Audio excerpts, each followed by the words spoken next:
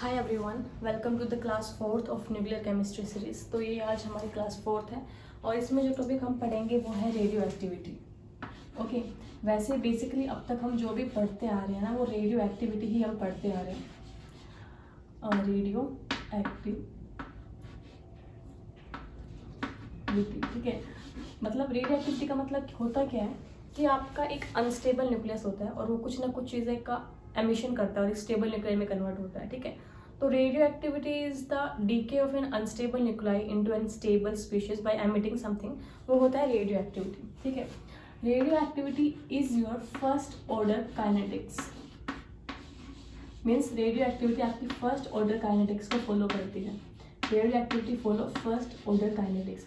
सो अगर आपको first order kinetics के सारे फॉर्मूलेज आते हैं तो आप इजीली रेडियो एक्टिविटी को कर लोगे। और मैं आपको अब वहीं से बताती हूँ। देखो, फर्स्ट ऑर्डर काइनेटिक्स में आपका फॉर्मूला क्या होता है रेट कांस्टेंट फाइंड करने का। ये आपका रेट होता है, ये आपका रेट कांस्टेंट होता है और यहाँ पे आपकी इनिशियल कंसंट्रेशन होती है रिएक्टेंट की। कंसंट्रेशन होती है ना रिएक्टेंट की, ये होती है आपका, ठीक है। Rate constant initial concentration of reactant, ठीक है। रेट को हम यहाँ पे रिप्लेस कर देते हैं एक्टिविटी से, एक्टिविटी ऑफ न्यूक्लियस। के को रिप्लेस कर देते हैं लैम्डा से। लैम्डा इज डिसइंटीग्रेशन कांस्टेंट, कि कोई भी आपका अनस्टेबल न्यूक्लियाई है, सपोज यूरेनियम ही हम ले रहे हैं, तो यूरेनियम यहाँ पे डिसइंटीग्रेट होकर कन्वर्ट हो रहा है लैड में, ठीक है। यहाँ पे कुछ उसने पार्टिकल्स एमिट किया, एमिशन ऑफ पार्टिकल्स किया है उसने, ठीक है। मतलब अल्फा बीटा बहुत सारे पार्टिकल्स का एमिट किया है। तो यहाँ पे जो बेसिकली लैम्डा है, ये क्या है, ये डिसइंटीग्रेशन कांस्टेंट है कि कितना इजीली इसमें ये कन्वर्ट हो रहा है। और ए जो है वो यहाँ पे आपको क्या है, नंबर ऑफ न्यूक्लियाई है, ठीक है। तो इस तरीके से आप यहाँ पे करते हैं, ओके। अब मैं आपको यहाँ पे इधर हम लिख लेते हैं आपके फर्स्ट ऑर्डर काइनेटिक्स के फॉर्मूले और फिर उससे ही रिलेट करके हम पढ़ेंगे रेडियो एक्टिविटी वाले फॉर्मूलेज को।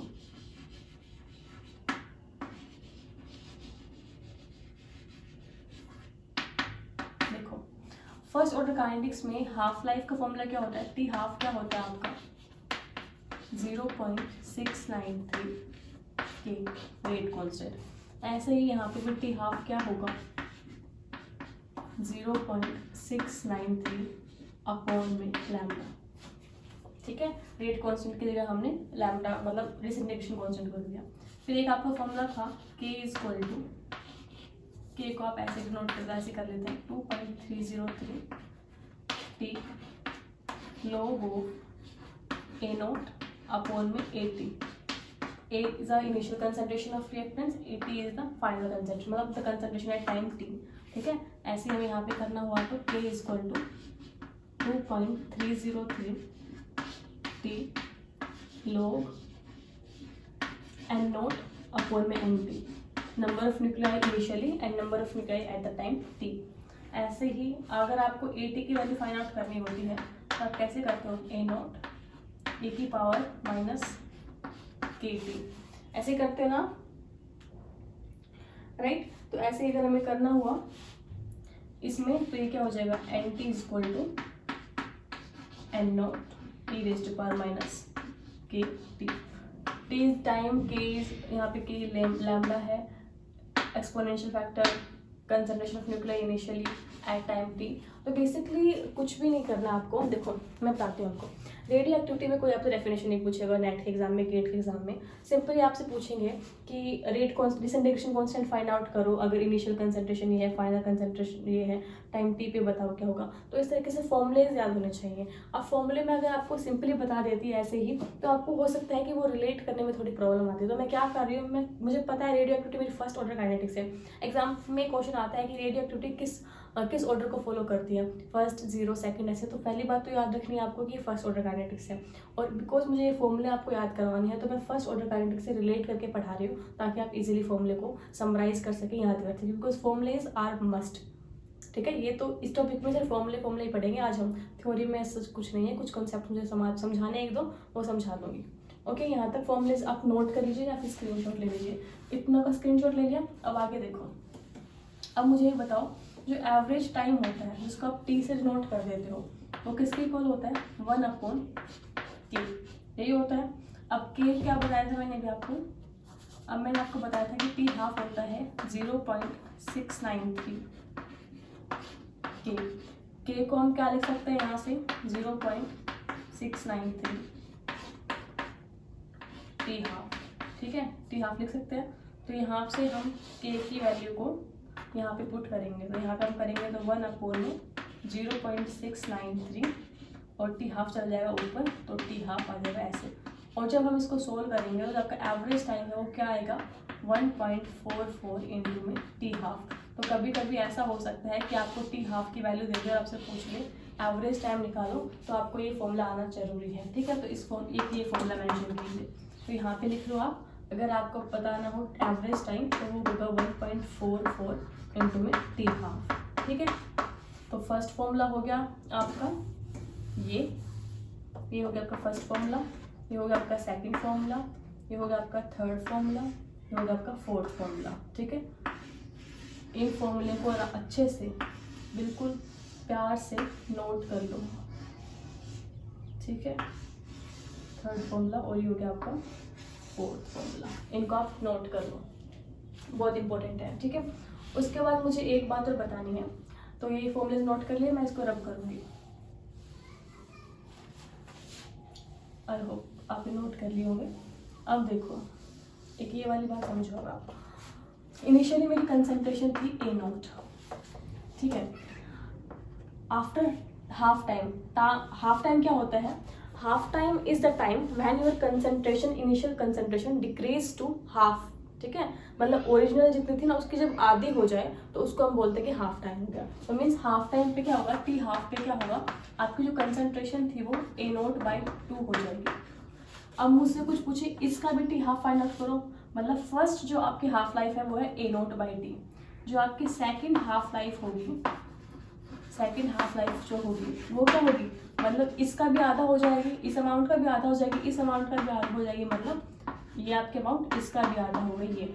अब मैं पूछूँ थर्ड हाफ लाइफ, तो मतलब इस अमाउंट का भी हाफ हो जाएगी, तो इस अमाउंट का हाफ हो गई, तो मतलब 2 × 2 × 2 ऐसे होता जा रहा है। तो n हाफ लाइफ को हम ऐसे बोल सकते हैं। अब यहाँ पे देखो सेकेंड हाफ लाइफ को हम ऐसे भी लिख सकते हैं ना A0/2 का स्क्वायर, थर्ड हाफ लाइफ को हम ऐसे भी लिख सकते हैं ना A0/2 का क्यूब, ऐसे ही n हाफ लाइफ को हम ऐसे लिख सकते हैं ना A0/2n। सो ये भी बहुत ज़्यादा इम्पोर्टेंट है, ठीक है। ऐसे ही हम इसमें आपकी रेडियो एक्टिविटी में बोल सकते हैं कि आफ्टर n हाफ लाइफ आपकी कितनी अमाउंट प्रेजेंट होगी, A0 की जगह आ जाएगा n0 और अपोन में 2n, where n is the number of half life जो कि हम डिस्कस कर रहे हैं, ठीक है। तो ये फॉर्मूला भी एक आपको यहाँ पे नोट कर रहे हैं, इम्पोर्टेंट है, ओके। अब देखो n हाफ लाइफ होने के बाद आपकी अमाउंट सपोज करो इतनी बची है उस टाइम पे, कितनी भी हाफ लाइफ हो गई, तो उसके बाद कुछ ना कुछ टाइम तो हो गया होगा ना, उस टाइम पे आपकी कंसंट्रेशन इतनी है, ठीक है। तो यहाँ पे भी मैं लिख सकती हूँ ना कि टाइम t पे, मतलब सपोज करो 4 या 5 हाफ लाइफ्स के बाद आपका सपोज करो 50 मिनट हो गई या फिर 10 मिनट हो गई, तो उस पर्टिकुलर टाइम पे कितनी कंसंट्रेशन होगी हमारी 2n। तो इसको हम ऐसे भी लिख सकते हैं Np/n0 इक्वल टू 1/2n। तो ये फॉर्मूला भी आप नोट कर लीजिए। तो आई थिंक आपने अपने 6 फॉर्मूलेज हो गए हैं, 4 फॉर्मूले तो मैंने यहाँ पे लिखवाए थे, वो एक ये वाला फॉर्मूला और एक ये वाला फॉर्मूला, ठीक है। इन 6 फॉर्मूलाज को आप अच्छे से नोट कर लीजिए, ठीक है। इन्हीं पे क्वेश्चंस आएंगे। उसके बाद मैं आपको एक बात और समझाती हूँ। देखो जब मैंने आपको एक बात बोली है कि radio activity first order kinetics को फॉलो करती है, तो आप बोलोगे yes ma'am first order kinetics को फॉलो करती है। तो आप बोलोगे मैम जब हमें टेम्परेचर का इम्पैक्ट बताना होता था रेट कांस्टेंट पे इन फर्स्ट ऑर्डर काइनेटिक्स, तो हम एक अर्हेनियस इक्वेशन यूज़ करते थे। हम क्या करते थे, एक अर्हेनियस इक्वेशन यूज़ करते थे और उसका फॉर्मूला होता था e⁻⁻ अपॉन में RT। ये आपका अर्हेनियस इक्वेशन का फॉर्मूला होता था। I think everyone will agree with me in this, ठीक है, यही होता था। अब आपके माइंड में क्वेश्चन आएगा मैम रेडियो एक्टिविटी में भी ऐसा कुछ होता है क्या, ठीक है। तो मेरा आंसर होगा नहीं। रेडियो एक्टिविटी में आपका जो डिसइंटीग्रेशन कांस्टेंट होता है, जो आपका डिसइंटीग्रेशन कांस्टेंट होता है वो टेम्परेचर पे डिपेंड नहीं करता है, ठीक है। आपका disintegration constant doesn't depend on your temperature. और ये क्वेश्चन पूछ सकते हैं बिल्कुल, क्योंकि आप सबके माइंड में क्या चल रहा होता है, radio activity, first order kinetics, उसमें ऐसा होता है तो यहाँ पे भी ऐसा होता होगा। हो सकता है आपने वो कंसेप्ट ना पढ़ा हो तो आप टिक करके आ जाओगे, सब कुछ आपने पढ़ा है बट ये कंसेप्ट स्किप कर दिया वीडियो से, और वहाँ पे आपका नेगेटिव में मार्क्स चला जाएगा। तो मेक श्योर कि पूरा वीडियो देखो और सारी क्लास अटेंड करो। अब यहाँ पे देखो, मैंने आपको एक बात बताई थी जब मैंने फर्स्ट क्लास ली थी ना न्यूक्लियर केमिस्ट्री की, उसमें मैंने आपको बात बताई थी कि अब अनस्टेबल न्यूक्लियाई से, यही तो होता है ना, radioactivity is nothing but nuclear fission, ठीक है। टूट ही रहे हैं अनस्टेबल न्यूक्लियाई। अनस्टेबल न्यूक्लियाई होता है, स्टेबल न्यूक्लियाई में टूटता है और कुछ ना कुछ वो एमिट करता है, बीटा पार्टिकल, अल्फा, कुछ ना कुछ वो क्या करेगा, एमिट करेगा, ऐसे न्यूट्रॉन वगैरह, ठीक है। मतलब यहाँ पे सिर्फ, मतलब मैंने सिर्फ ऐसे बताया आपको, अल्फा भी कर सकता है, न्यूट्रॉन भी कर सकता है, मतलब कुछ ना कुछ वो एमिट करेगा, ओके। अनस्टेबल से स्टेबल में कन्वर्ट हो रहा है, तो मैंने आपको बताया था कि इस केस में जो एक्टिवेशन एनर्जी होती है वो 0 होती है। न्यूक्लियर फिजन में एक्टिवेशन एनर्जी जो होती है वो 0 होती है। अगर आपकी एक्टिवेशन एनर्जी ही 0 है तो आप मुझे ये बताओ, क्या आपका एक कॉन्स्टेंट टेम्परेचर पर डिपेंड करेगा? नहीं करेगा ना, क्योंकि ये पूरी टर्म तो 0 हो जाएगी, राइट, ठीक है। ये 0 हो गया तो पूरी टर्म तो हम इग्नोर ही करेंगे, ठीक है। तो यहाँ पे क्या आएगा कि आपको जो डिसइंटीग्रेशन कांस्टेंट है वो टेम्परेचर पर डिपेंड नहीं करता। रीज़न क्या है इस चीज़ का? क्योंकि एक्टिवेशन एनर्जी यहाँ पे क्या होती है, 0 होती है, ठीक है। तो सिर्फ यही आज की वीडियो में मुझे आपको समझाना था।